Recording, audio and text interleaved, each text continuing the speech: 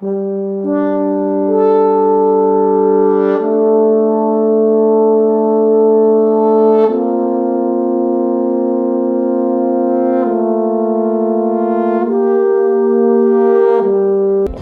a mystery can be described as a story in which some type of crime happens. Something bad happens that we don't want to have. And again, in real life, we would never want a crime to happen. But in a mystery story, we need an interesting crime happen so that we can make an exciting story around it. Once the crime happens, there's an investigation. That means there's an effort to find out who did it and why. The person who leads the investigation is the crime solver. That crime solver can either be an adult, maybe it's a professional police officer or detective, we'll get more into that in a future video, or it could be a child, like many of the books that you may see at your school.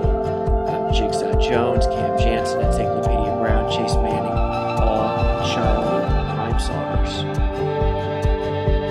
During the investigation, there are usually a few people who could have done it. They are called suspects. And as I said in the introduction, you don't want just one suspect because then it's very easy for readers to guess who did it. We want to create a mystery where there are several suspects who each have a believable, powerful motive or reason for committing the crime. Now, during the investigation, the crime solver is trying to figure out who did it.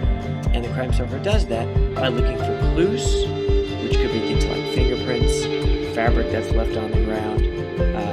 Clues can also be found by talking to witnesses. Witnesses are people who either saw something or heard something that's directly connected to the crime, and witnesses can provide the crime solver with evidence.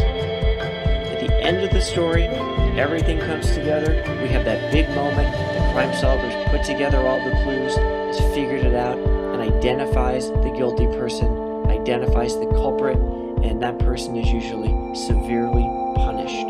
When I read mysteries with my students, kids get very happy when the suspect is caught or when the culprit is caught because they're happy that the culprit got what that person deserved.